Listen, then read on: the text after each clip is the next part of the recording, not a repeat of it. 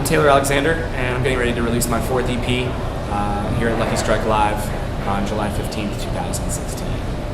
You and I and the troubles that be this 16 months. Still can't see, we're blinded by.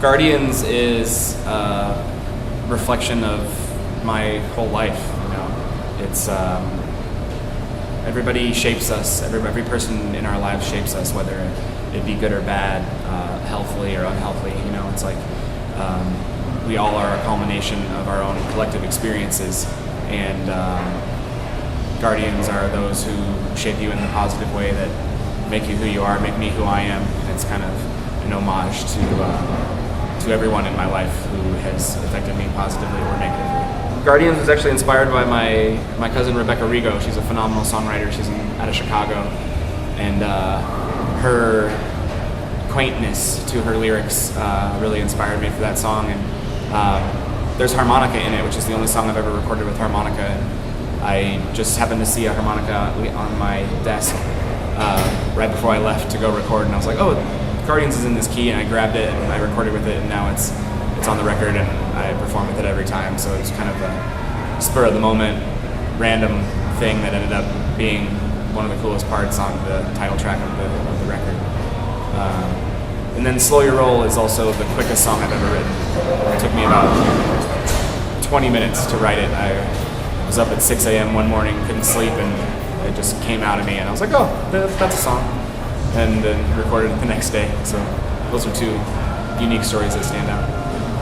Fine is funny. So Fine took the longest to create. I wrote the guitar riff like 5 years ago, and I was like, that's a cool riff, but I tried to write stuff over it, it wasn't happening. So I just kind of do what I call keeping it in my pocket, and I kept the riff in my pocket, and then one day I felt the song coming on, and I sat down and I played it, and the song came out. And I remember the first time I played it live, my dad was in the audience, and he came up and he was like, that was the best song you've ever written. And I was like, oh, that's it. So it made the cut for the EP. Long Way Road came true, you know.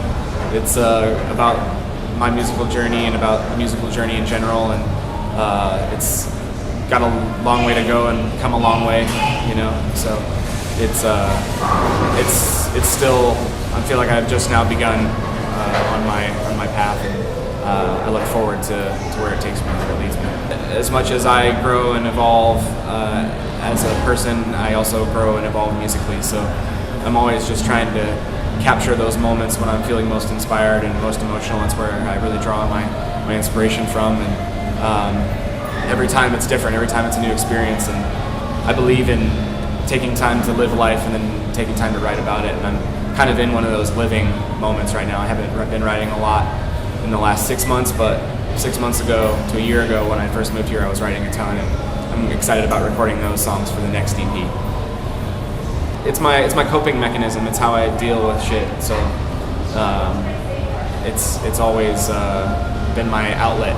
You know, when I don't know what else to do, I turn to writing songs, and I always feel better. And it kind of helps me remember that time too, to reflect, and all those little moments are captured in time. I remember where I was and what I was feeling with every song, and I can use those as references whenever I need to get through stuff that's happening now. I'm excited. I'm pumped. It's my birthday weekend. I turned 29 on Sunday, so we're going to celebrate hard. I recorded this in Cincinnati almost over 2 years ago, so I've been sitting in LA, not sitting in LA, but I've been working in LA and getting the band together and creating a fan base and trying to really establish myself as an independent artist here in order to have a successful release that would hopefully spread some word and help me evolve to that next level, whatever that may be. And I'm excited to work on the new stuff, because musically these songs I've been playing for a long time. I have much fresher ideas, much more newer stuff I'd like to share with everyone. And I'm going to be recording another EP, as I do every year. I already have the songs picked out. I already know who I'm going to be working with. It's just a matter of getting in there and getting it done. If I can get it out by the end of 2016, I'm sort of going to try and do, but we'll see what happens. The process always takes longer than I assume. So much stuff, man. Just trying to acclimate myself to this new world, this new environment. Try to stay open-minded and positive.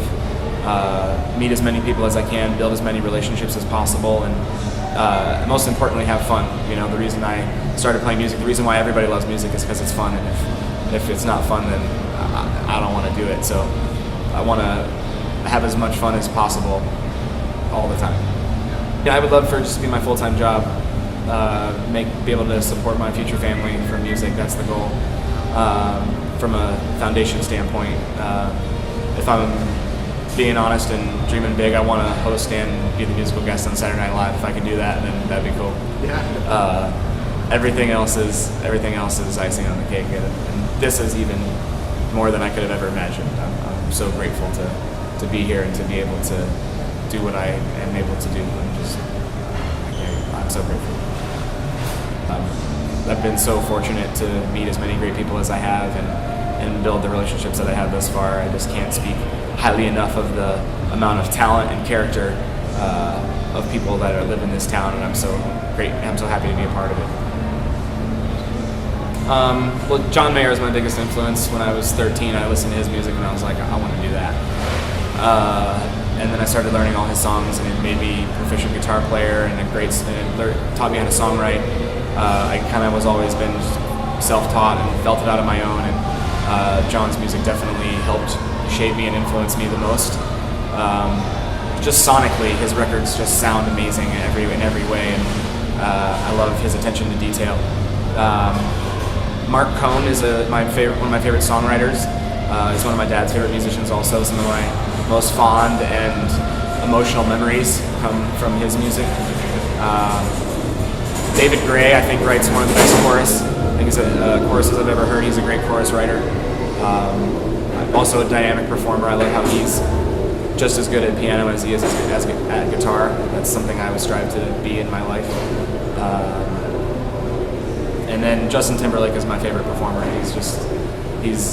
Everything he does is great, and I strive to be as on point constantly as he is. And he's also himself, and he's funny and just genuine and authentic. So those would probably be my four biggest. But so many others too. I mean, Bare Naked Ladies was the first concert I ever saw. Hootie and the Blowfish, Michael Jackson, Prince, Annie Lennox, Alanis Morissette. The list goes on and on. Blink-182.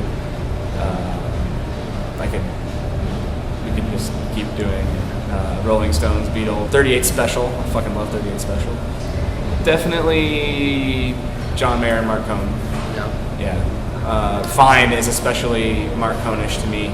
It's lots of imagery, very specific, and the groove is just there always with Mark's music. So, but I also feel like there's a little bit of. I feel like this is also my most original EP. I feel like it's the most me of anything I've ever done. I'm getting ready to do the release show right now. Let's go. All in all, we hear the same